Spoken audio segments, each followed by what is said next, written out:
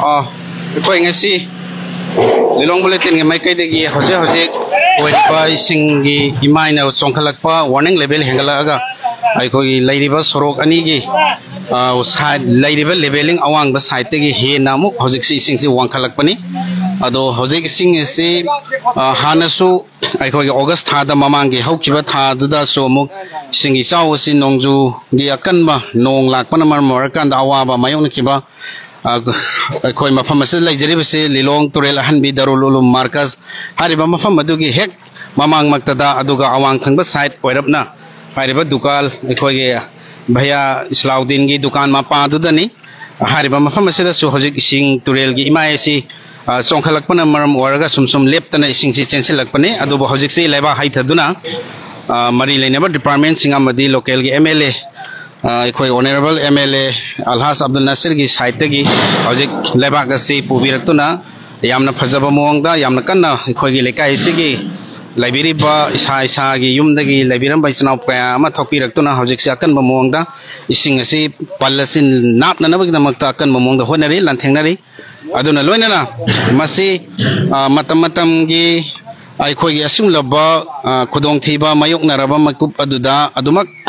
अखोई मियोइबसिंग सिना ngahang haktangi oiba safananabagidamakta awabasing adu koknanabagidamakta honaba haibasi masigi mahutta yamna mieng sanba aduga tongan tongan ba department singa mari leinabasing khanna tanaraga matungda matau karamna long lasting oiba long vision amagi makhada hairiba ising asi asum laba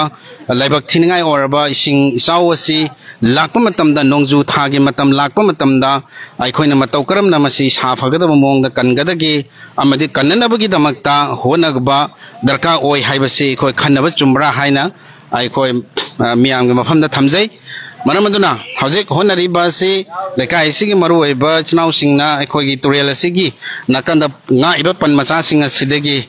hutlaga ising asi lakpa amadi wangkhalaga lakpa na marmorga hojik aikhoigi yumlom thangba side ta hojik ising asi sensil lebani haribi ising asi sensil leba ising asi yamna sumak leptana adumak ising asi wangkhalaga sensin kiba targa de he namuk khudong thiba awaba mayukna ba yai haibagi wafam aduni adubu hauja hauja mi ki oina di thodokna masi khoi mi painangai de oide tabu tabu ising asi imai sina nem thaba daba tarabadi aduga nong asina leptana amuk chusilakpa taragadi kari amuk thoaba yabano haibadu madu khandiningai wafam aduni aduna ai khoi gi snau sing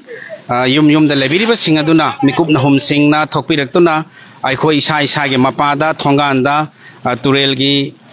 hojik hojik leiriba isingi imai asidagi nakan nakan saita ngaiba pansing asi section na mikun hom sing ne yengbagi mathau tari haibo famaduni ado khoi yamba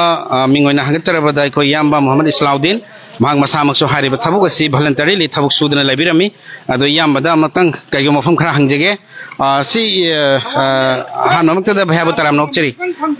mafam asida hariba thabuk asi isingi imai si pungka waidegi kamaina oirakhibanu si matang sika hairam ta khangminase ngasigi pung mangaga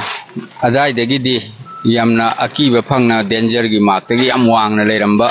andudagi ekhoi yam section na yengaga lakjabani adubu pung manga makhai adai degi di mafam side ising si imai se masi turen gi leiriba khongban si masi lana chenbagi sakam se adudagi horakhibani ndobo hojik so ekhoina bora da leipak halaga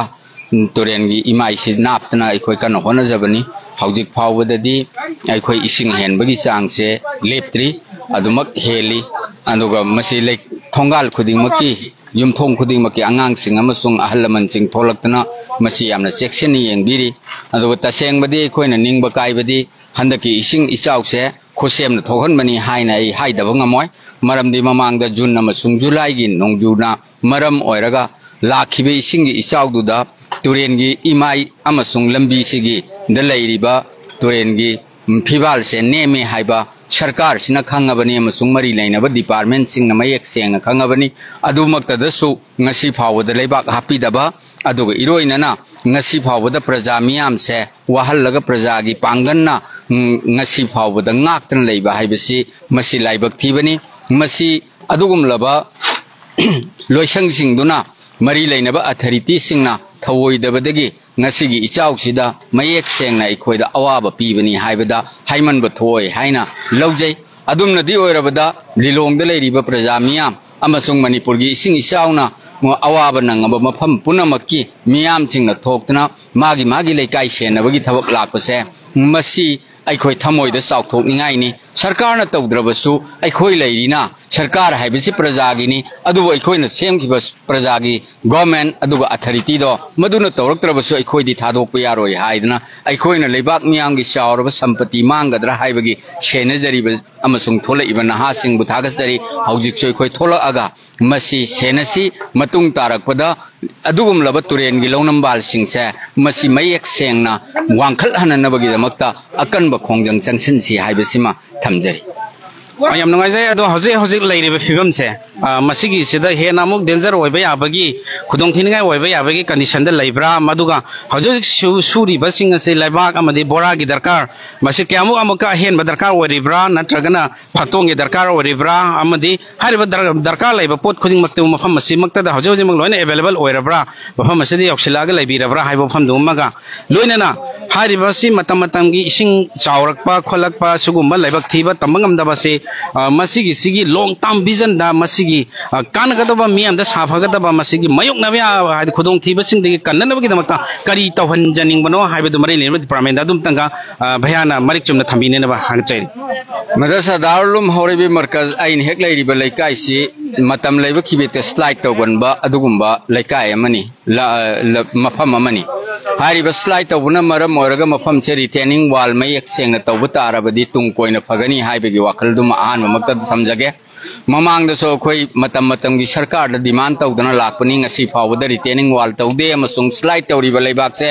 sarkar na happy bagi mahutta prajana amasung madrasa gi authority na hap khibana maram oraga ngasi gi si phawgi chang si leibani haujik hengalaibe isingi chang sina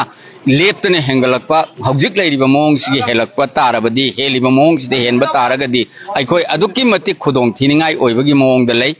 ngasi bora amasung leipaki leibakti kanaguma puksel sauba amana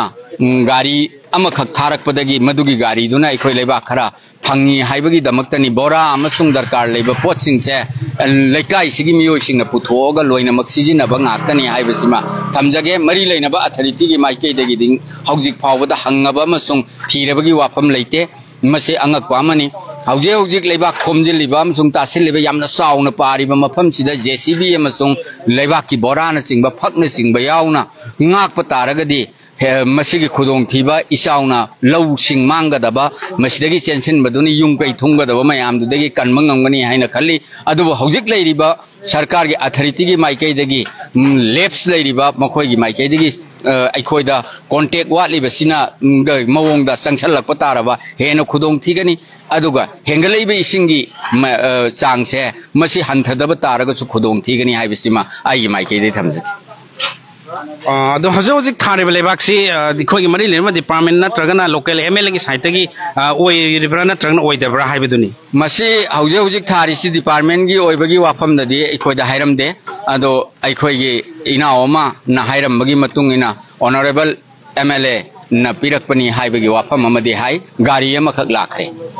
aduga bora singse jo dum magi site gi department na dum pibirakra bora sidi praja na puthorakpani leibak aikhoi manung dagi aikhoi tawraga hapamani hojik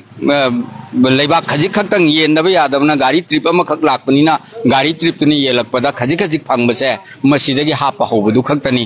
masigi trip sina taba topa ama phau lakre ataidi lounambani manung dagi aikhoina leibak lawraga hapa ngaktani yam nungai khoi gi yamna habiri bese hojik oiba mari lenaba department concern department gi amadi IFCD hariba gi nakan degi department gi site gi oiba thoidokpa hen ba mieng ama laktri amadi darkar laiba pochai sing polam sing yausilaktri haibo phamaduni adubu khoi gi local MLA Alhaj Abdul Nasir gi site gi lebak gari ama hojik yaurakkhre haibo phamaduni adubu matung tarakpada kari amuk tawrkhiba yabano natragana kari oithokadoribano haibadudi khoi miyam amuk yengminaba tare aikhoi som nakalomda amuk nakallamaromda amuk yam kanna aikhoi ising si imai si wangkhalakpana maram oraga laibak si hojik sorok asi padona si liba mafam aduni hariba mafam asidasu ꯑꯩꯈꯣꯏꯒꯤ ꯂꯩꯕꯥꯛꯁꯤ ꯍꯧꯖꯤꯛ ꯍꯩꯊꯕꯤꯔꯝꯃꯦ ꯑꯗꯨ ꯃꯐꯝ ꯑꯁꯤꯗ ꯑꯃꯨꯛ ꯁꯨꯔꯤꯕ ꯏꯆꯤꯟꯅꯥꯎꯁꯤꯡꯁꯤꯗ ꯀꯔꯤ ꯑꯋꯥꯠꯄ ꯂꯩꯕꯅꯣ ꯍꯥꯏꯕꯗꯨꯃꯒ ꯑꯃꯨꯛꯇꯪ ꯑꯩꯈꯣꯏ ꯍꯪꯖꯒꯦ ꯍꯧꯖꯤꯛ ꯁꯣꯔ ꯑꯩꯅ ꯂꯦꯞꯆꯔꯤꯕꯁꯤ ꯁꯣꯔꯣꯛꯀꯤ ꯃꯊꯛꯅꯤ ꯍꯥꯏꯔꯤꯕ ꯃꯐꯝ ꯑꯁꯤꯃꯛꯇꯗ ꯐꯨꯠ ꯑꯃꯒꯤ ꯆꯥꯡꯗ ꯏꯁꯤꯡ ꯑꯁꯤ ꯍꯧꯖꯤꯛ ꯄꯥꯁꯤꯜꯂꯛꯂꯤꯕꯅꯤ ꯑꯗꯨ ꯍꯥꯏꯔꯤꯕ ꯃꯐꯝ ꯑꯁꯤꯃꯛꯇꯗ ꯍꯧꯖꯤꯛ ꯃꯤꯌꯥꯝꯅ ꯂꯩꯀꯥꯏꯁꯤꯒꯤ प्रजासिंग अदुगा यूथसिंग अहल लमनसिंग लेंथोकपिरक्तुना हौजिक अकनब मोंगदा अखोगी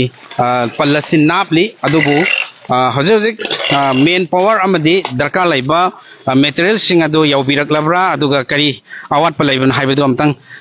आई मियोय अमखक्ता इनाव थबक सुरिबा अमखक्ता हंगजेगे इनाव केनोमता हंगजेगे थबकसु यामना कन्ना सूरी ना अदुमाइना उबि अदु हौजिक लैरिबसि फिबमसि मसी पुंग क्या वाइदगी सी मोंग से लाके बनो पुंग खाय मरम फारे मसी की मोंग से सुम पारे इस ओके अदो सी हजोजिक ला इबा लाइबाक सी मसी कना कोई कोना बंग मगदरा न कोना के मथंग पूरा केहरा में पूरा खिनी है अदु पूरा मतुंग दा कोना बदी आई ट्रिप अनी गुम तिलदी कोना गदरा खल के बोरा दी खोय जुम साबगी खोटगी बोरा दे दम इसागे दम लैजरे ओ इसागे ओइना पथोकसे बोरा नको अदुगा फाक्तोंगी दरकार दी ओइरिब्रा ओइदो फोलोंगी दी यानी अदो लेबाक से कनागी साइते पुबिरकपनो कनाना तौबिरकपनो मसी खंगदे टाटा से थरकपदा हाइबदि आइने एमएलए तो फोन तौखरा हाइखिबने एमएलए के मेके दबा इसे लेबाक से थाबिरो ना तो थरकपने ओके हजूरी की ओइबदा इखोगे एमएलए की साइते की ओइरंबा या हाइबदुनी अदो बसोमदा भया मनसु हाबिरकपदा एमएलए की साइते की अमा लेबाक पुबरकपा हौरखरे हाइबा थाबिरमे हाइबा फमदुनी अदुबो मसीदागी सुम अखोगे लेकाय सिगी मियोसिंग से हौजिक सुम तुमिन्ना लैसिनबो ओइतारगदि हेना अमुक इसिंग से वांखलागदि लेपतना अवाब ओइगनी हाइबा फिबमदुनी अदो मसी मतौ करमना हाइरिबा खुदोंथिबसि ममांगी जून जुलाई की इसिंग अमुक इसाउ थोखिबा अदुगा मणिपुर की मफम तोंगान तोंगान बा कयादा काशिंकिबा अवा चैथेंग फंकिबा अदुगा हंदकसु चप मानना हारिबा इसिंग अदुगी इमाय दुमक यौना चाउरिबनी हारिबसिदा मसी मतौ करमना मसी लॉन्ग टर्म विजन हाइबा तारे सुगुम्बा इसाउगी नोंजु तमंगमदबसि लाकपा मतमदा खुदोंथिबसिंग असिदि कन्ननबगिदमक्ता इनाउगी करी हाइजनिंगबा लै डिपार्टमेंट की साइटा आइगे अपामबदि सुमाइना ममांगदसु चाउखरे सिंगसिको अदो ममांगदा चाउखिबदुदा मसिदा पारिबा मफम मरुइना पारी मफम सिंगी मंगजौनाना लुंग ओइरो लैबाक ओइरो हापिरमरगा तोंखलहलमगदि हंदक चाउरे इसदि पारोय मयाम वारिसि वारोय ममांगदसु इखोय सुमाइना नाबे नाबा मतुंगदा इखोय इसाना हाइबदि लैबाकतुदि सोरोक्ता थंबा यादबनेना पब्लिक चटपा यादबनेना अदो इसाना लौथोअगना कंदा दु सोमदा इन्थोआ थांगिबनि इन्थोकिबा लैबाकतुना मोइना पंसारा थंबिरमबो ओइरगदि हाइरबा इसिंगसि पाबगी खुदोंचाबसि यामना हंथगदबने अदुबो पंसारा थंबिरमदबनेना मयामना इखोयना दम तौखिबनेना जेसीबी गुंबना फोटोअगा पंसारा थंबिमबो ओइरगदि कैसु थजोकपदि तौरैदबनेना खलजै अदुबो लैबाकसि मयामना दम खतोखिबनेना मई चटपा यानगाइदमक्ता अदुमे साउदमने हंदक सोमका इसिंगसि नापगी मोंगदा लाकपनि थमिरे वफम से हारिबा सुमना अखोगी तमंगमदबा नोंजुगी अमदि सिंग इसावसे अखोइना मतम मतमगी ओइबा प्रॉब्लम दा सोरोक की मथक्ता लेबा ngaकपगी महुता सोरोक असि वांखलहनबा नत्रगना सोरोक की नकलोम अखोगी लोकलमबाल साइड सोमदा यामना फजबा मोंगदा लेबा से खरा वांखनना फुट अनि अहुमुकी वांगबा अदु फुट अनि अहुमुकी पाकपा मोंगदा हारिबा पल्लसिंग नापगा थमबा ओरमबा तारगदि ngasi sumla wawa अखोइना तनिक तनिक लाउरिबा थमोइदा कीबा फाउरिबा सि थोगमदबा याय हाइबो फमदुनी याम नंगाइजै अदो अखोय असोमदा दारुलुंगी हेक ममांग मक्तदा हौजिकसु यामना कन्ना होनरी मियाम कयामा थबक सुदना हारिम हमसिदासु लेबा हाइ थबा अमदि मियामना थबक पिरक्तुना अखोय सिंगसि पल्लसे नापना कन्ना होनरी अदो मसिंग हक्तंग अखोय असोमदा मखोय लाकचगे मियाम पुनमक गाइदुना लेबिने मु मियंग तामिनसि अखोयना तौजरबसि लाइव नि लिलोंग बुलेटिन मेकेदा मियामना लाइक कमेंट अमदि फॉलो शेयर तौसिन बियो हाइदना मतम मतम की ओइरबा कानरबा मियांगी लोसिंग ओइगदबा मिकुब दहम सिंगदबा इ पावदो अपडेट तौजननबगी ngamjabo ओइजगे हाइना थमजगे यारे गरी नंगना हापतर यारोय माना हापन हाइरो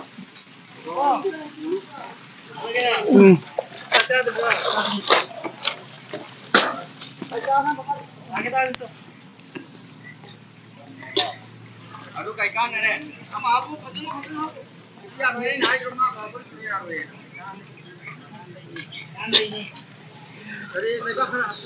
हौजिक इखोइना उरिबा सि तुरेलगी इमाई मक्तदा मयाई चबुंग मक्तदा लैबगुमना उई हारिबा मफम असिदा तुरेलगी मयाई मक्तदा आइखोइ तुरेलगी खोंगनुंग मक्तदा लैबा हौबगुमना उई इसिंग असि चावरकपा मतमददि मरम अदुना असिगुमलबा खुदोंग थिनिंगाई ओरबा उवासिंग तोन इखोइना कानदबा हाइबा तारे मियोइबदा अदुगा अवाबा पीरिबा असुगुम्बा इसिंग इचाउगी लाकपा मतमदा हाइरिबा पोसकसिंग असि मनुंग असिसु तुरेनगी लोकनुंग असिसु तसेंगना हाइरबा मतमदा मसि मतमतंगी ओइना इखोइ सेंगदोकपा अमदि मसिदा करी करी हवनिंगदबा थंबदा कानदबा मियामदा अवाबा ओइगदबा इसिंग इचाउ लाकपा मतमदा नोंजु थागे मतमदा अवाबा ओइगदबा सिंग असि मरि लेनबा डिपार्टमेंट सिंगना इखोइगी हाइरिबा उवासिंग असिसु सेंगदोकपिबा लौथोकपिबा हाइबसिसु तंगाई फदना चंगब्रा हाइबा अदुगी क्वेश्चन अदु मियामना हंगली हौजी उरिबसि इखोइना लिलोंग तुरेल हनबी हौरोइबी इखोइगी दारुलुम मार्कज हारिबा मफम अदुनि हारिबसिगी ममांग मक्तदनि हौजी हौजिक लैरिबा इसिंगी इमायसि तुरेलगी मथक्ता लंबी सिगी हौजिक तंखाई योक्सिना लुखरबनि लैरिबसिना इखोइगी वेटिंग सेल असे लुकदबा सुमनगी इखोइगी फुटखाय अमगी चांग अदु मखतंग आइरबनि अदुगा हौजिक सोम नकंदा उरिबसि मियामना हौजिक यामना कन्ना होनदुना इसिंग असे थिंगनबा इखोइगी नामननबा होनरी अदु अमुक चंसिलगा मियामदा करी करी तौबा याबनो अवारपा करी लैबनो हाइबदु इखोइ अमुक खुदोंग थिनिंगाय ओबसिंग अदु मियामदा पाउदमजगे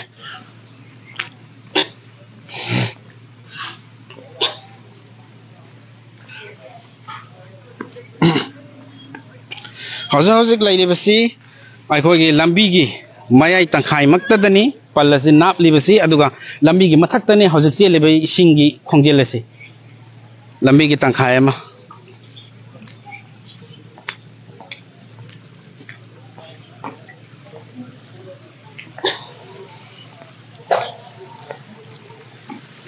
हौजिक हौजिक लैरिबसि लिलोंग तुरेल हनबी दारुलुम मार्कजगी अखोइगी हेक मपा मक्तदा खारोम थंबा साइटा येलोम थंबा साइटा अखोइगी लैरिबा हानगी थोंग अमनबा हाइबा तारे खरा लीरबा उवाकी अदुगे ट्रांसफॉर्मर दुगे मखोंग अदु मक्तदनी हारि मफम असिदा लूरिबसे हौजे आई मियामदा उच्चगे हौजिक लैरिबसि से सोरोक की मथंगने कोइलास की मथंगने हारिबसिदा फुट अमगी चांगने हौजिक लूरगा इसिंग सि सेलिबसि अदुगा ट्रांसफॉर्मर सिसु हौजिक मखादा पीरिबा अखोइगी थमलिबा अखोइगी फ्यूजगी हारिबसि लुकदबा सुमनगी फुखाय मगी सांग खक्तम ngaksilabani aduna yamna lebak thiningai amadi khudong thiningai oiba wafam aduni aduna hojik mafam asidadi amuka fut ama makhai ani muki sang da lurabani ado hojik si laibak si kanna aikhoi lekai sing nuksiraba isnau sing naharon sing youth sing ahalman sing thokpi raktuna hojik ising asi ngakna na bai kanna honari adubu ai masida tawriba suriba sing asi amtang hangjage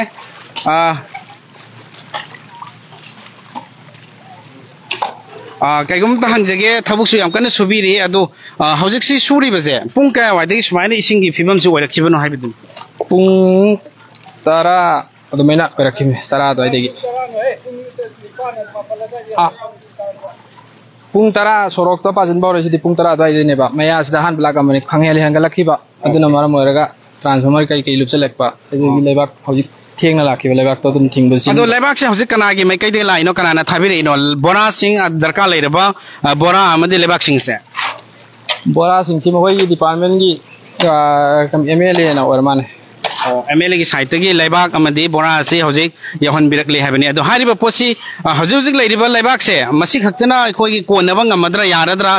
बोरा की problem लेरोइद्रा लेबाक की अवाट पर लेरोइद्रा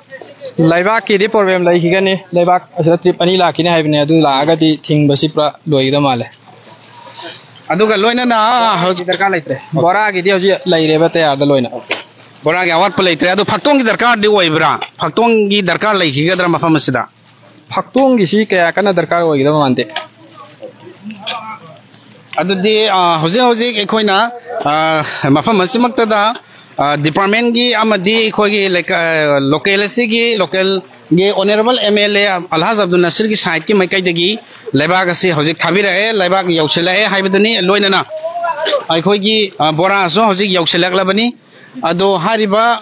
मफम असिदा हजूक लेरिबसे main power मियोई से खरा दरकार होय मनमदना अखोगी Lilong bulletin दा हजी यंगबिरिबा अखोइन अपडेट तौजरिबा मतम मतम की खुद खुद की ओइबा ई पाव असिबु यंगबिरिबा लेका इसिगी नुक्सिजरबा प्रजा पाइपल पुनमक यूथ सिंह अहलमन सिंह लेंथोक बिरक्तुना हारिबा मेन पावर मी गी अवाट पलैरिबसी अथु मतमदा मसी थिंगहौदब तारगदी अखोइदा हेना अवाब ओइबा याय अखोगी हिंगोलमदा चंगसिलागा इसिंग असिना अखोइना सूरिबा कोइरिबा होनरिबा हिंगनबगी दमकता लौदा इंखोलदा हेना प्रॉब्लम ओइरगा दा अमांगा ता थोकपा याय मनमदुना लेकाई सिदा लेबिरिबा प्रजा पाइपल सिंह अखोगी व्यू अखोगी लाइव असुबु यंगबिरिबा व्यूअर सिंह पुनमकि मफमदसु रिक्वेस्ट तौजरी अखोई लेंथोक पिरक्तुना हारिबा मिगी अवाटपा असि थबुक असि सुबदा मतेंग पांगसिनबियो अदुगा अथुबा मतमदा मसि थिंगाउननबिदमकता होनसे हाइबा वफमदुनि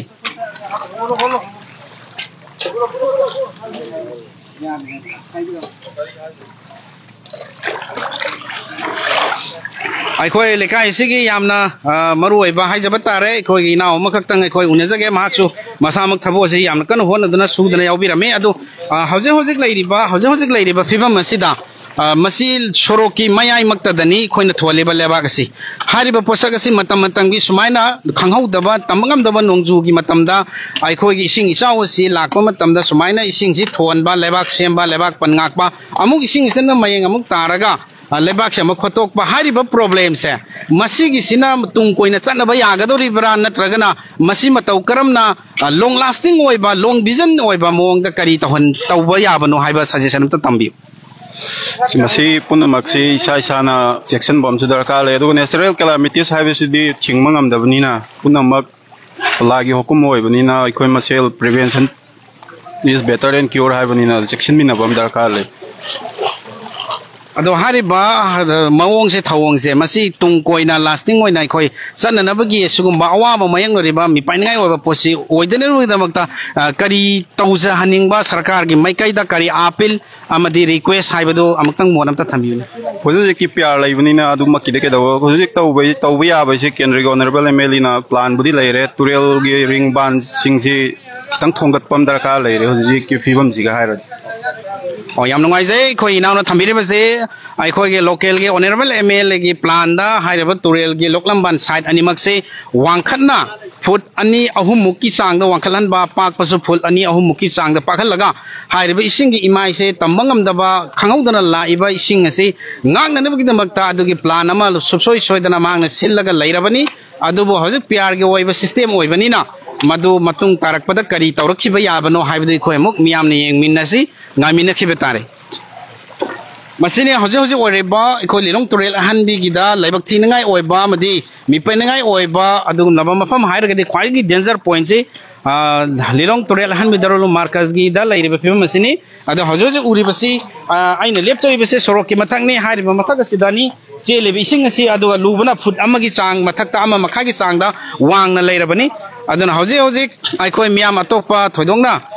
yamna kanna mi painangai du oide tawgum sung masi khoina section hodaba taragadi khudong thibu oiba yai haibo famaduni thamjariba aduna hoje ikoi live asi matang se tension jage